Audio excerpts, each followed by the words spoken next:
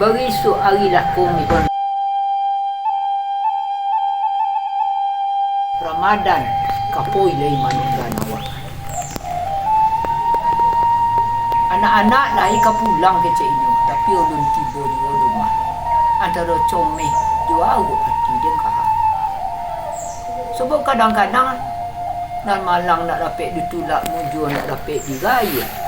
Adu aja baik iku alangan, adu aja biku musibah nan datang. Itu nan dia fikir kini.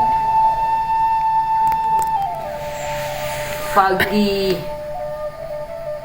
sonjo hari komih tu kecek Tuhan, isap-isaplah diri kamu sebelum dihisap di Allah.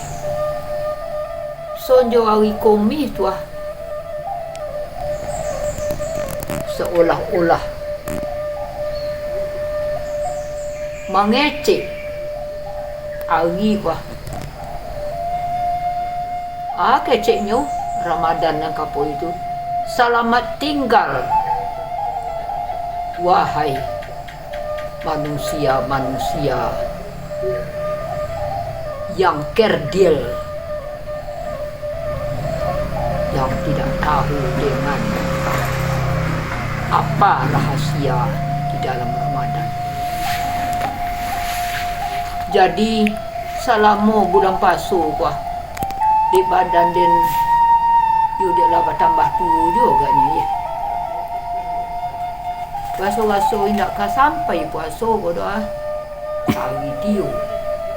Tapi dek lai berdoa juga ke Tuhan. Oh Tuhan, dapat juga dia puasa bulan Ramadan bawi dan sihat. Iku mah menyugang setiap malam, setiap siang. Alhamdulillah. Sampai hari kini hari ba'a Lailah dari puasa. Itu yang syukur bola. Tapi kok dino-inoan talingo kah? Iyo juga tangogan mandonge mangece urang tadonge dek talingo. Babuko pun lo talingo. Lidah lai dia baca Al-Quran, datang anak-anak mengaji lah dia najayan.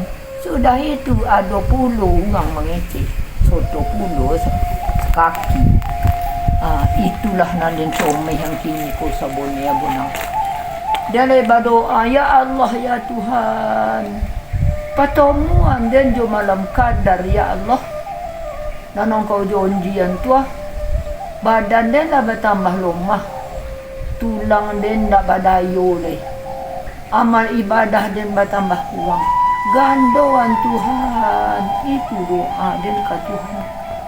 Mudah-mudahan segala nan kamu jadi cacik dari puasa salamu dan den kojon dimaafkan di Allah.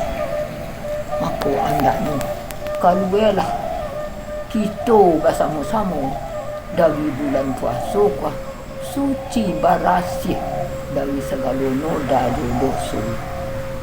Kecik Nobi telefon narik dia guru mengecekan. Siana sebenarnya bonnya lema puasa Ramadan selama 30 atau 29 hari. Maka diampuni dosa. Maka inyo kalue dari bulan Ramadan tu ibarat bayi yang baru dilahirkan dari ibu. Itulah kini yang menjadi harapan dek-dek. Talai kabar seluruh bulan Ramadan katibo. Ontah indah leh.